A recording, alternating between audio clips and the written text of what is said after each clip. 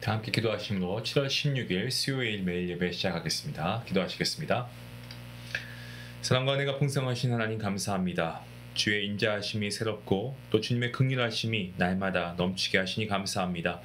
오늘도 하나님의 말씀을 사모하는 마음으로 주님 앞에 모였습니다. 세상의 소리와 유혹에 지친 영혼들이 있습니까? 주님 앞에 쉼을 얻게 하시고 말씀을 통하여 마음이 새로워지고 또한 우리가 말씀을 통해 우리의 영적인 방향을 바로잡을 수 있는 귀한 시간이 되게 허락하여 주시옵소서. 이 예배를 통하여 주님의 사랑과 진리를 더욱 깊이 깨닫게 하시고 우리가 주님의 뜻을 따라 오늘 하루 살아갈 수 있도록 지혜와 용기를 더하여 주시옵소서. 특별히 이 시간에 또 몸이 약한 가운데에서도 또 누군가는 아버지 질병으로 인하여서 어려움 당하는 가운데 있습니다. 하나님께서 이들 가운데 함께해 주시고 말씀을 통한 놀라운 회복과 치유의 역사가 있게 허락하여 주시옵소서. 오늘도 하나님께 예배하는 모든 예배를 통하여서 하나님 영광 받으시고 우리에게도 큰 은혜가 될 수 있기를 간절히 바라옵고 이 모든 말씀 예수님의 이름으로 기도하옵나이다. 아멘. 찬송가 179장 함께 하시겠습니다.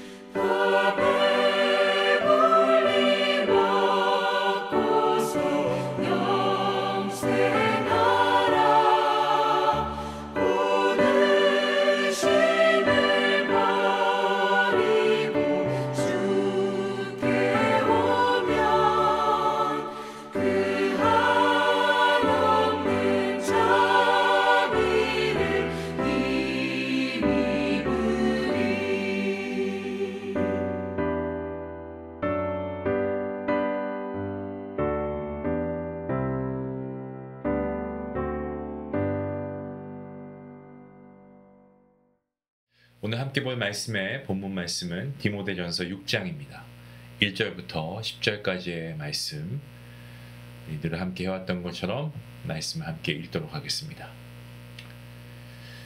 무릇 멍에 아래에 있는 종들은 자기 상전들을 범사에 마땅히 공경할 자로 알지니 이는 하나님의 이름과 교훈으로 비방을 받지 않게 하려 함이라.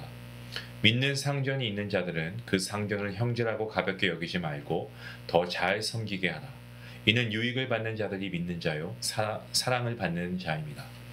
너는 이것들을 가르치고 권하라.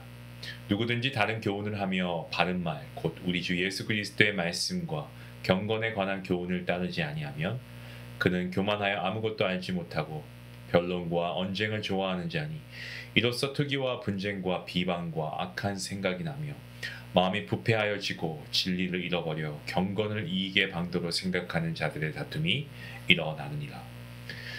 그러나 자족하는 마음이 있으면 경건은 큰 이익이 되느니라. 우리가 세상에 아무것도 가지고 온 것이 없음에 또한 아무것도 가지고 가지 못하리니 우리가 먹을 것과 입을 것이 있은즉 족한 줄로 알 것이니라. 부하려 하는 자들은 시험과 올무와 여러 가지 어리석고 해로운 욕심에 떨어지나니 곧 사람으로 파멸과 멸망에 빠지게 하는 것이다.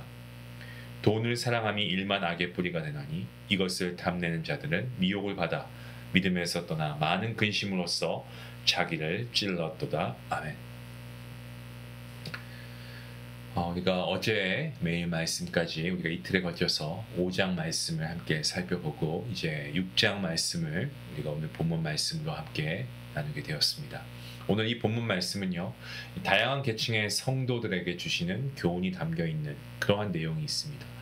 그 중에서 오늘 본문 1절과 2절 말씀을 보시면 종과 상전의 관계에 대해서 얘기합니다. 그러면서 오늘날 이 성도들, 그리스도인들이 이런 세상 가운데 사회 속에서 어떠한 모습을 가지고 어떠한 태도를 가지고 살아가야 하는가를 알려주고 있습니다. 사도 바울이 살고 있던 그 당시 로마 사회는 노예 제도가 있었습니다. 그 노예 제도를 기반으로 이 사회가 운영이 되었죠. 인구의 절반 가까이가 종의 신분에 있었고 이들이 사회의 경제를 지탱했다라고 해도 과언이 아닙니다. 성경은 이러한 제도의 존재를 인정하거나 지지하는 것이 아니고 그러한 상황 속에서 하나님의 뜻에 따라 살아갈 방법을 제시하고 있습니다. 갈라디아서 3장 28절 말씀에서 바울은 종이나 자유인이나 다 그리스도 예수 안에서 하나라고 선언합니다. 복음은 인간의 차별을 무너뜨리는 능력이 있음을 선포하는 말씀이죠. 오늘 본문 1절 말씀에 이 상전, 다시 말씀드리면 고용주라고 할 수 있죠. 이 고용주를 범사에 마땅히 공경할 자로 여길 것을 이야기하고 있습니다. 공경, 이건 단순히 그냥 존경한다라는 그 이상의 의미가 아니겠습니까? 그 사람의 존재가 그리고 그 사람의 역할을 보다 더 가치 있게 여기라, 그 말씀입니다. 그리스도인은 세상의 직책이나 지위를 뛰어넘어서 모든 사람을 하나님의 형상으로 존귀하게 여겨야 합니다. 특히 상사를 대한 태도는 하나님의 이름과 교훈이 세상에서 비방받지 않게 하기 위해서 하기 위한 겁니다. 그러니까 우리의 삶이 하나님을 증언하는 통로이지 않습니까? 때문에 우리가 삶의 터전 혹은 직장에서 일터에서도 우리의 태도 하나하나가 복음의 향기가 나타나야 한다라는 말씀입니다. 2절 말씀은요, 믿는 상사를 섬기는 종에게 주시는 교훈의 말씀입니다. 믿는 주인이라고 해서 쉽게 대하거나 무시해서는 안 되고 오히려 더 잘 섬겨야 한다라고 이야기합니다. 교회 안에서는 우리가 형제 자매 이렇게 우리가 호칭하면서 동등하지만 사실 우리가 세상에 나가서 일을 하고 그 일터에서는 어떻습니까? 맡은 역할에 따라서 순종하고 책임을 다해야 하는 경우들이 있습니다. 상사를 믿는 형제로 대하되 일터에서는 질서와 권위를 존중하는 것, 이것이 바로 성도가 가져야 할 성숙한 태도이라는 것입니다. 이러한 존중과 이러한 섬김, 이런 모습이 있을 때 서로가 유익이 되고 또 하나님 나라의 질서를 나타낼 수 있는 어떤 복음적 실천을 이루어갈 수 있는 것입니다. 본문 3절 말씀부터는 바울이 거짓 교사의 실상을 경고하고 있습니다. 이 거짓 교사들, 이들은 다른 교훈을 전파하고 그리고 예수 그리스도의 말씀과 경건의 이런 본질에서 벗어나 있었다는 거죠. 참된 교훈은 항상 그리스도의 인격과 복음을 드러내고 성도를 경건함으로 거룩함으로 인도합니다. 하지만 다른 교훈, 거짓 교훈은 진리에서 떠나 어떤 자기의 주장이나 세속적인 욕망을 계속해서 합리화하는 데 집중합니다. 4절 말씀은 거짓 교사의 특징을 구체적으로 나열하고 있는 말씀입니다. 그들은 교만하고 실상 아무것도 알지 못한다라고 합니다. 자신이 아는 것이 전부인 것처럼 말하고 논쟁하는 것, 그리고 말다툼하는 것, 이런 것을 즐깁니다. 이런 것들로 인해서 투기, 분쟁, 비방 혹은 악한 생각이 생깁니다. 교만이라고 하는 이 단어는 연기처럼 흐리게 하다라는 뜻을 가지고 있다. 여러분 알고 계셨습니까? 연기처럼 흐리게 하다. 무슨 말입니까? 진리를 흐리게 하고 본질을 가리는 그러한 말과 태도를 갖는 이런 것은 교만에 속한다는 거죠.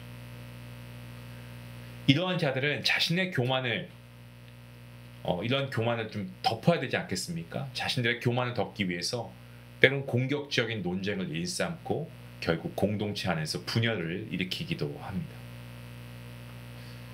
5절 말씀에서는 그들의 뿌리 깊은 문제를 지적하고 있죠. 마음이 부패해지고 진리를 잃어버려서 경건을 이익의 방도로 생각하는 자들의 다툼이 일어난다라고 되어 있습니다. 자, 외형적 경건을 통해서 어떤 물질적 유익을 추구하는 자들을 말하고 있습니다. 경건을 하나님의 뜻이 아닌 자기의 이익이나 유익을 위한 수단으로 왜곡한 자들, 그러한 자들은 당시 에베소에 퍼져 있었던 어떤 종교적인 상업주의의 영향을 교회 안에까지 끌고 들어오기까지 했습니다. 바울은 디모데에게 이러한 자들과 거리를 두고 그리고 성도들을 바른 복음의 교훈으로 이끌어가야 할 것을 명하고 있습니다. 본문 6절 말씀을 보시면 디모데전서 전체에서 아주 중요한 말씀 중 하나의 말씀이 나오죠. 자족하는 마음이 있으면 경건은 큰 이익이 된다라고 하는 말씀입니다. 자족이라고 했을 때 여러분 어떤 의미가 떠오르십니까? 이 자족은 외부 상황과 상관없이 하나님 안에서 만족함을 누리는 마음을 자족이라고 합니다. 제가 개역 개정 성경을 보고 있는데 이전에 개역 한글 성경을 보시면 지족이라는 단어를 사용했는데 분수를 알고 만족할 줄 아는 것이라는 뜻으로 더욱 깊은 의미를 전했습니다. 자, 7절 말씀을 보시면 이 자족에 대한 이유에 대해서 이야기하고 있는데요. 설명하고 있는데요. 우리가 세상에 아무것도 가지고 온 것이 없기 때문에 또한 아무것도 가지고 가지 못한다라고 합니다. 그게 자족의 이유라고 합니다. 자, 이것은 구약 성경의 욥기서 1장 21절과도 연결되는 말씀입니다. 그러니까 인생의 본질을 상기시키는 거죠. 공수래 공수거라는 한자 성어가 있죠. 가져온 것이 없는 거예요. 가져갈 것도 없습니다. 이 땅에서의 삶은 하나님께서 주신 은혜 아니고선 다른 것 아무것도 없습니다. 우리는 그저 하나님의 은혜로 받은 이것들을 우리가 청지기로서 잠시 맡아 있을 뿐입니다. 그 사실을 우리가 잊어버려서는 안 되죠.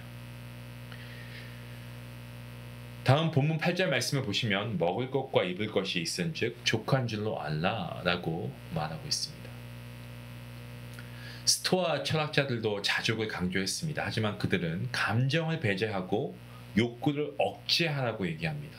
그렇게 함으로 자족에 이르기 위해서 애썼습니다. 하지만 성경이 말씀하는 자족은 단순한 절제, 억제 이게 아닙니다.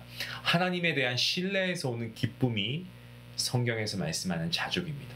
그러니까 우리 주변을 보면은 환경이 아니고 하나님께서 나의 만족이 되실 때 왜 찬양 가사도 이런 말이 있죠. 하나님 한 분만으로 만족하는, 그렇죠? 주님 한 분만으로 나는 만족해 라는 복음성가의 가사가 있는데 정말 그런 거죠. 환경이 아니고 하나님께서 나의 만족이 되실 때 우리는 진정한 자족을 누릴 수 있다라는 사실입니다. 9절과 10절 말씀, 물질을 추구하는 자가 빠지는 함정들에 대해서 경고하고 있습니다. 부하려 하는 자, 계속 부자가 되고 싶어 하려고 하는 사람은 시험과 올무 여러 가지 어리석고 해로운 욕심에 빠져서 결국 멸망하게 된다. 자, 여기서 부하려 한다라는 것은 단순한 부자가 되고 싶은 소망은 그런 욕망을 넘어서 부를 삶의 목적과 수단으로 삼는 것을 말하고 있습니다. 이러한 삶은 성도의 삶이라고 볼 수는 없죠. 앞서 말한 하나님으로 자족해야 되는 것이지. 우리가 이런 부를 누리고 있기 때문에 우리 안에 만족함이 있다는 것. 이것은 성경이 말하는 자족이 아닙니다. 10절 말씀, 우리가 많이 들은 말씀입니다. 돈을 사랑하니 일만 하게 뿌리가 되나니. 자, 어떤 분들은 돈이 문제라고 하는데 돈이 문제가 아니고요. 네, 물론 돈도 우리가 문제가 될 수가 있습니다만은 정말 문제는 돈을 사랑하는 마음이죠. 사랑하는 태도입니다.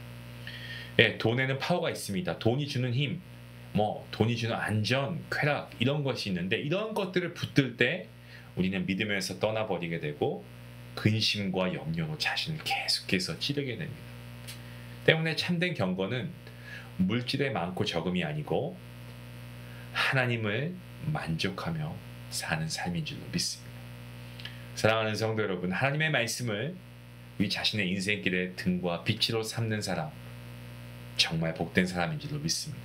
우리의 삶의 길에 하나님의 말씀, 이 말씀을 우리의 삶의 빛과 등으로 삼고 우리가 자족하는 삶, 하나님 한 분만으로 만족하는 삶을 살아가면서 오늘 하루가 우리가 정말 오늘 말씀하는 대로 하나님이 기뻐하시는 참된 자족의 삶을 살아갈 수 있는 우리 모두가 될 수 있기를 주님의 이름으로 간절히 축원합니다. 기도하시겠습니다. 하나님 감사합니다. 오늘 말씀을 통하여서 아버지 이 세상의 모든 영역 가운데 우리가 어떻게 살아가야 할 것인가, 성도로서 어떤 태도를 가지고 살아가야 할 것인가를 깨닫게 하시니 감사합니다.